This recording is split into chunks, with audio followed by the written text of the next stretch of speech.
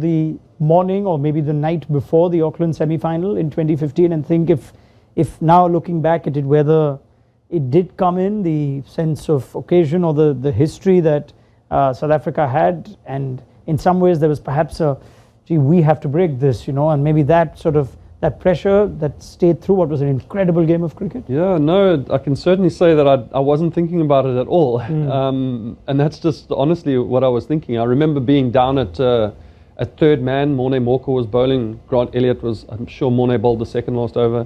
Grant Elliott was on strike. And I was right where the South Africans were. Russell Domingo was there. Gary Kirsten was there. And I was watching the big scoreboard to see how much I had to defend off the last over. And it really didn't matter what it was. I said to them, I've got this. Like, I was so confident that it didn't matter, even if it was 3 runs, I was going to defend 3.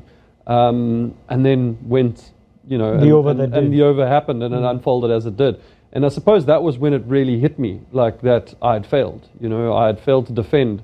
That was my target or my goal. But it certainly, I wasn't sitting there thinking 99, 2003, 92, all these things had collapsed on top of me. I just thought I'd failed at that task right there. And then immediately started to think, what is my new task? And I took a moment on the field. Grant picked me up. It was amazing. It all happened so quickly. And I thought the best thing to do is put a smile on your face, be the professional that you have to be. And then as soon as I got into the dressing room, the next professional job I had to do was pick up every single body else that was in that dressing room that I knew was going to play a role in future World Cups, to tell them the sun's coming up tomorrow, don't worry about it.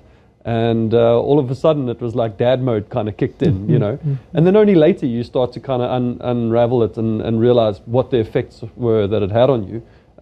But it happened so fast. I certainly wasn't thinking about past South African failures.